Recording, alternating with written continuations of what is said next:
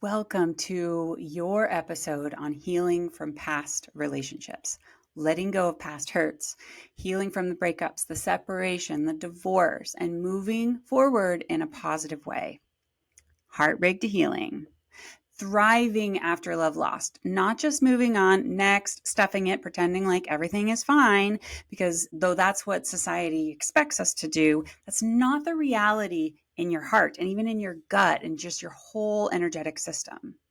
So this is such an important thing to address because in the spirit of healing, in the spirit of actually manifesting the love that you truly desire eventually, and being okay, frankly, being able to get through this day, this month, this year in a way that makes you feel like you're not dying on the inside, we have to acknowledge and honor what you've been through, everything that you've felt, including the relationship that you have been through, everything that you lost, everything that you learned, everything that you went through, and where you are now so that you can get to where you desire to be. I'm going to be sharing my own personal breakup story, which I haven't really shared before, but I feel like it is so important to be able to show you I've been through this. It's paramount and very pivotal in being and becoming the woman that I am today, the lover, the wife, the teacher, the coach, the mom.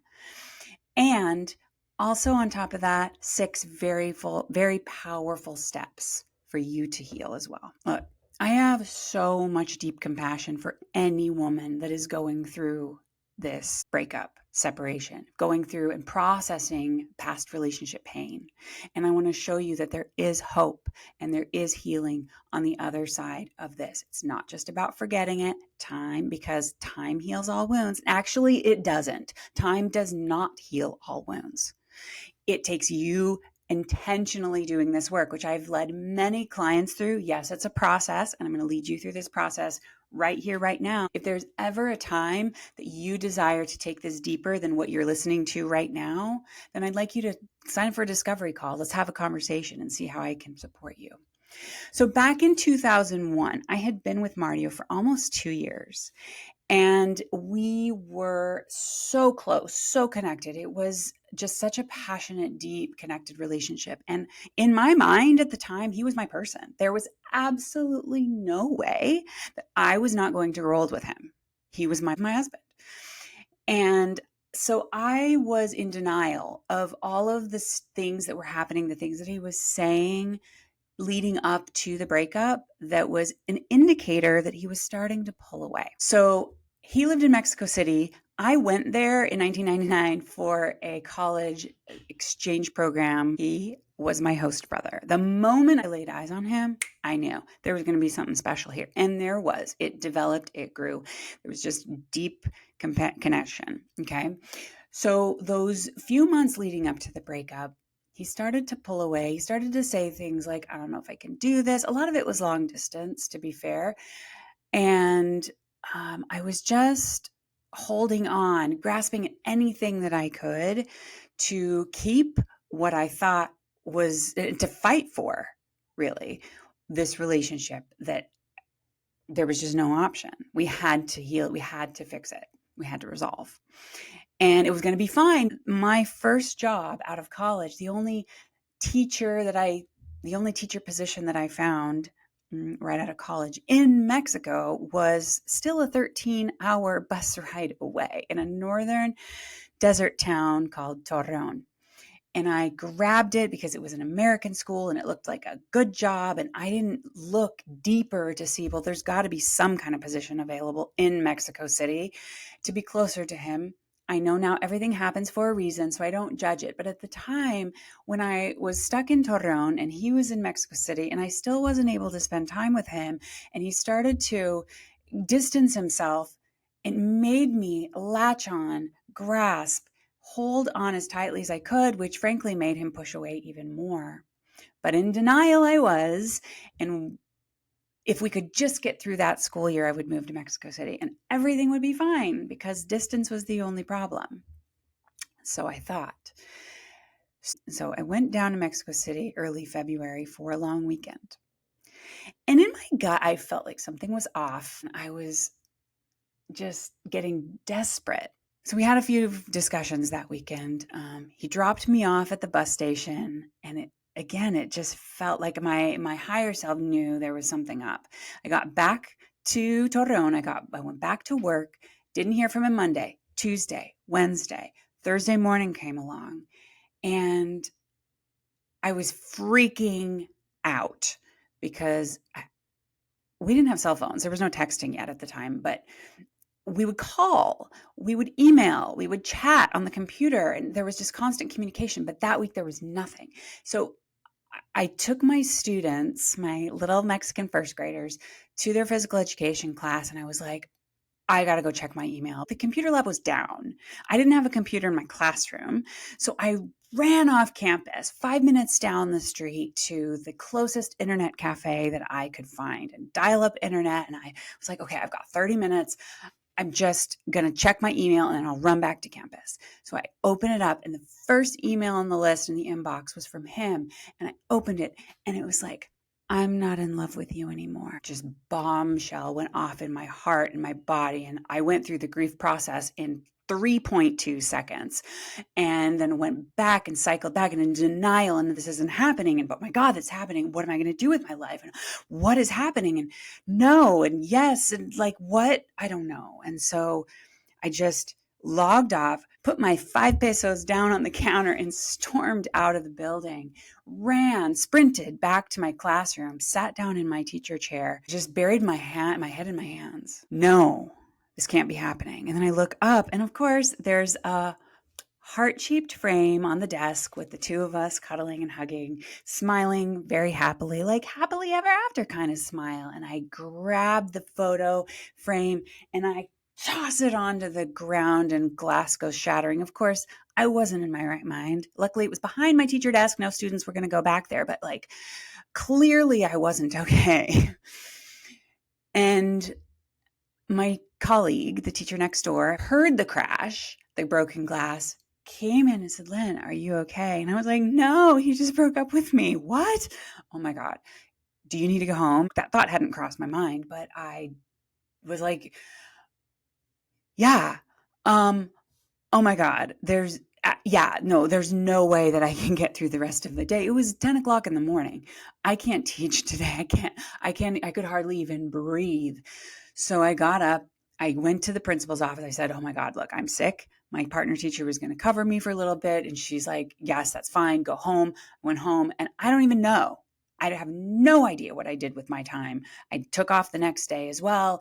I was in this cycle of crying, of feeling numb, of being just angry, of just what I know is I had ups and I had downs, and I had hope and I had hopelessness. And my grief cycle was back and forth and all around, and it's not a linear cycle. I took advantage of those moments of high, of those moments of, I've got this. 2 days later was Valentine's Day, by the way. I put a huge bow in my hair. I put on a red dress. I went to school, and I was like, this is the day that I am going to fall in love with myself, because I realized, which I'll be sharing, I actually didn't. And somehow I had lost who I was in this whole process of this distancing that we were experiencing. And I had the highs, and I also allowed the lows. And to make a long story short, those highs started to get through time a little bit more frequent and a little bit longer lasting. And I started to hold on to them, and I allowed the lows and the cries and the just weeping and wallowing in myself and in the grief when I needed to as well. This is a really powerful journey of rediscovery and resilience. I'm going to be sharing here my 6 steps to healing and moving forward in an intentional, empowered kind of way. So step 1, as I was just talking about, is you want to allow the grief process. You want to validate the pain of the heartbreak. And too many times we do the bypass, the emotional bypass, even the spiritual bypass of like, everything's fine. Okay. Just pick yourself up by the bootstraps. And if it's too fast, it's actually not intentional. It's actually not authentic. It's just stuffing. So there is going to be a full range of emotions following a breakup, from sadness to anger to relief to confusion to resentment to desperation to finally, we're going to allow ourselves to get through the denial, the bargaining, the depression, and get to acceptance. Again, it's not linear. You might go through that in a day, you might go through that in a week, and then start all over again. It's like there's a microcosm and a macrocosm of grief processing. And you're going to go through your micro grief processes in the greater scheme of the grand grief process. And those micro grief processes are going to expand and they're going to stretch until you feel like the authentic overarching acceptance of what is truly grounded in who you are. In that allowing, it's like even if you have a good day and then you go to bed at night and you wake up and you cry throughout the night and you're just like, how am I going to live? How am I going to get through this? Allow that too. Even if your roommate, your neighbor, your friend comes, or your mom or dad like calls you or comes and knocks on your door, are you okay? And you can say yes, but no, or no, but yes. Like, I just need to allow, and it isn't about don't cry. If anybody says don't cry, they're not in your body. They're not in your heart. And what I want you to understand is allowing this process of healing, allowing the process of grieving, allowing every tear, every sob is part of the release of what it was. It's getting you closer to the acceptance of what is, which is step number 2, by the way, radical acceptance of what is. And you're not going to rush radical acceptance. You're going to get there when you get there. Okay, you don't want to wallow, but you don't also want to rush getting there faster than you need to. Understanding the denial is part of the grief process, but that acceptance is the goal. Okay? Too many people take action before they reach acceptance. They text him, they beg, they try to get him back, they stalk him, they stalk the socials, they figure out who he's talking to, whose photos and stories he's liking, they talk to his friends, they ask his friends, is he seeing anyone, is he talking to anyone? And I'm not going to say that I didn't do those things as well, but I encourage you anyway to step inward, go within, and understand that you want to not be hasty with your actions. You want to allow the feelings before you take the action, because the action is the desperation. The action is the ego. The acceptance of what is isn't pretending that it didn't happen. It isn't settling. It isn't in denial. Okay? Because maybe you are meant to get back together eventually, but that's not something that you can force or you can make happen if it's not really meant to happen. And if it is meant to happen, it's going to be after you go through these 6 steps. So hold on, take note, and be present and listen. Because when you get through these 6 steps that I'm sharing here today, you will either realize and that you're healed and you're meant to get back together and whatever caused the breakup is resolved, or that you're actually better off not getting back together and preparing your heart and your life for the person who is meant to stay with you forever. Part of my radical acceptance process was in seeing him with his new girlfriend that he moved on fairly quickly. And we had mutual friends. And so sometimes there he was with her at a party that I was also invited to. And it was hard, but I'm so grateful because every night that there was a party and I saw him and he wasn't holding my hand or he wasn't standing by my side or he wasn't kissing me, he was kissing her, or he went home with her, not with me. It was there it is. He's not choosing me.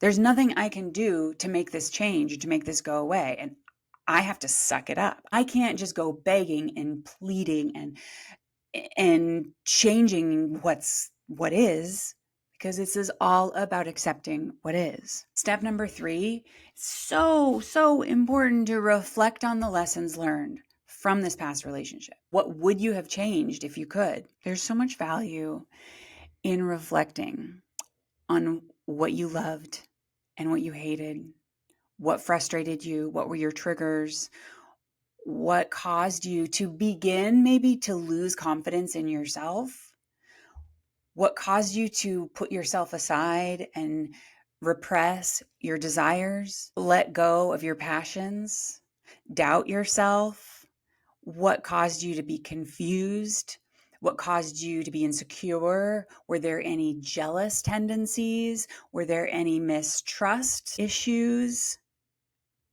Was he not trusting you? Were you not trusting him? If these pronouns aren't applicable to you, please use the ones that do. Even if you weren't broken up with, you can still assess so that you don't create the same scenario for yourself in the future. So when I was going through this breakup, there was one thing that I was certain of. I was never going to go through this again. With God as my witness, that was the last time. No, I knew that I wasn't able to control my future boyfriend's actions or my future husband's actions, whether he left or cheated or decided he didn't love me anymore. But there was something that I could control, and that was my behavior. I knew that I was never going to be anxiously attached to that degree anymore. I knew that I was never going to hold on with desperation. I knew that I was never going to lose myself in a relationship again. And I am not blaming Mario. He is an amazing person. He is a wonderful man, and I have nothing but profound gratitude for everything that we went through and the woman that I am because of that, and that it led me to my husband that I've been with for 22 years. It's not about blame or judgment on that, but it's like reflecting. Oh yeah, I see that I was so almost obsessed that I had him on a pedestal, and I was becoming neurotic, and I was becoming anxiously attached, frankly, to him. And so it pushed him away. He broke up. I would have broken up with me, to be honest. And that is the value of reflecting. It's like, are you available to go through this again in the future? Because if you don't resolve, integrate, heal, change, whatever the maybe childhood wounds that create the insecurities, the jealousy and the neuroses and the nagging or the grasping on or the avoidance or whatever it is for you, if you don't heal those things, you will create the same scenario in the future. So reflecting helps you avoid those things. Step number 4 is practice radical forgiveness for yourself and your ex. Forgiveness does not mean condoning. It doesn't mean making it okay. If you have been abused in any way, manipulated, verbally, physically, sexually, financially, emotionally, cheated on, left, if you've been hurt in any way, it is not about making it okay. But just like the Buddha says, if you hold a hot coal with the intent of throwing it at someone else, you're the one who gets burned. So we don't want to hold on to any residual resentment, anger. You want to take the lesson, you want to take the learning, and you want to find the gratitude in it. Like, I am feeling this. Allow yourself to emote the rage. Allow yourself to feel the hurt. So some ways of practicing forgiveness are to maybe write a letter. Now, when I say write a letter, I encourage my clients to do this all the time. I'm not really suggesting that you actually send it. I'm not actually suggesting that you make a phone call and say all these things to the actual person. But when you write the letter, especially if you do it longhand, you're getting the energetics from your body out onto the page. Another way to do this is take your letter and read it out loud in front of the mirror or in the car. That activates the vibrations stuck in the throat chakra and getting it out of your body. I am so angry at you for, I'm so hurt that, I can't believe this is happening. How am I going to move on? How am I ever going to find love again? Get it out of your body. Another thing you can do is burn it. Take the pillow, scream into the pillow. This allows you to vibrationally feel peace within so that you don't have to continue to carry it stuffed deep within the psyche and the subconscious and in your energetic cells to then project out onto the next victim right? Your next partner. We don't want to do that. You want your next relationship, whether it's next year, next decade, next week, I don't know. You don't want this to be the same pattern. You don't want this to be the same relationship with a different person. Okay. You want to allow yourself to rage if you need to rage. Allow yourself to cry if you need to cry. And then give yourself radical self-compassion. Maybe you do this through meditating, through tapping, through going for a run. That's what I was doing. I became an avid runner during that time period. Didn't discover yoga yet. I wasn't meditating yet. I didn't know any of that. But what I did know is that when I went for a run, I felt more peace in my body. I felt more self-compassion and connection with who I really am. I started to, little by little, with each mile that passed, gather, oh yeah, there's that piece of me that I let go of. There's this piece of me that I lost. You want to gain that perspective. You want to put yourself in his shoes. Just like I said, I would have broken up with me. Like if I were him dealing with me when I was so upset that he didn't call me for 4 days, instead of asking, well, I wonder why. I wonder what's going on. I wonder if it actually is a possibility that he'll leave me because we're really not okay. Have I been a fun person to be with? No. I've been giving him nothing but hell this past month because he's not loving me the same way he always did. Why? Why would he be doing this? Perspective. It's always easy to hate on the ex. It's always easy to hate on and to project your anger onto the other. It does take two. If there's a perpetrator, there's also an enabler. If there's an anxious, there's also an avoidant. Somehow, if there's an aggressor, there might be also a rescuer. Where are you in that dynamic? What caused the breakup? And lastly, in this stage of practicing forgiveness for yourself, consider the gift. I am so happy and grateful that this has happened because I am so grateful that he broke up with me because I am so grateful to break up with him because I'm so grateful this relationship ended because even if you don't feel it and you're so angry, I'm grateful because what that's going to do is going to let you attach to the silver lining. Even if it's faint, you're going to find the gift. You're going to realize, oh yeah, I wasn't being my best self. Oh yeah, I did lose myself in this. Oh yeah, I did let go of my passions and my hobbies, my gifts, my personality, my confidence, my sense of humor, my sense of integrity, my sense of self. I lost myself. Oh, I'm so happy and grateful this has happened because now I can pick up the pieces that I lost. Now I can start to integrate my wholeness again. Step number 5, you want to begin to rebuild yourself. It's so important to nurture and rebuild the confidence after the breakup. What have you overlooked about yourself that now you can get back? I've been talking about the hobbies and the passions. So what are they? What do you love to do that maybe you haven't been doing? What's your unique sense of humor? What's your personality traits that you stifled away? Now is the time to get back your true self, i.e., reclaim your power, get back into your power. This is a very important pillar in my program, Goddess Love. Reclaim your power, your goddess nature, your goddess power, okay? That stimulus is gone. That stimulus that was breaking you down, even if you were the one breaking yourself down in his presence. That stimulus is gone. So I want you to remember who you are. Who were you as a 4-year-old? Who were you as a 6-year-old? Maybe before you started doubting yourself. Who were you? Who were you as a pre-girlfriend? Before this relationship or before 2 relationships ago? Who were you? It is about saying, oh yeah, I did have that level of confidence. I did have that degree of conviction. Oh yeah, I actually do like doing these things.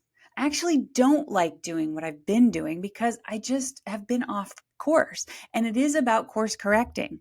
It's about making these minor or major, if necessary, tweaks to get back on the track of your life.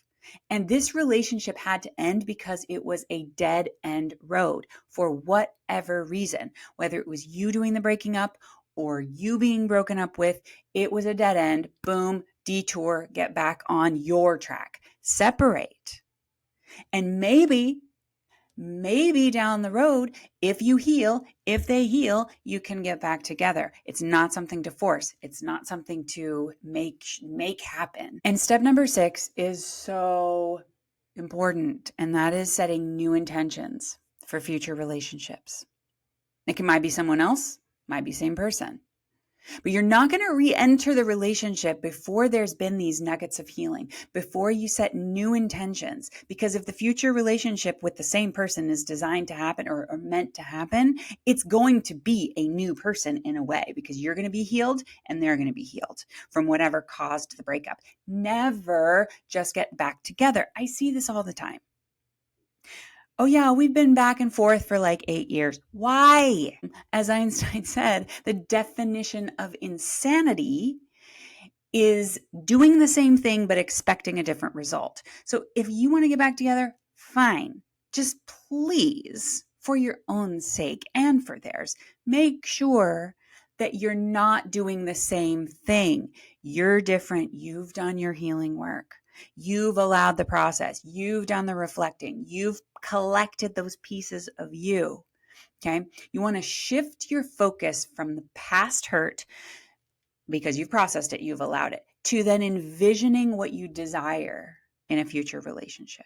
From your place of wholeness, you're going to envision what it is that you really deeply desire. Actually, this is how I start every discovery call. Every time I get on the phone or a Zoom call with a new woman, it's like, I got to know, if anything were possible, what do you desire? And many, many times, women tell me what they desire is one step ahead. And I'm like, no. Even if you're grieving right now, even if you don't know, what is your 10 steps ahead of where you are right now? What is that thing that maybe feels so out of reach, but that your soul deeply, deeply desires? Okay. Maybe you want to create a list of those desired traits in a partner. And not just physical traits, by the way. I mean personality. I mean values and passions and hobbies, and like, what kind of a person would you desire to spend time with? And visualizing your ideal partnership is really, here's a deep one. How do you desire to feel? How do you desire to be loved? How are you responding? Do you feel a sense of security within you?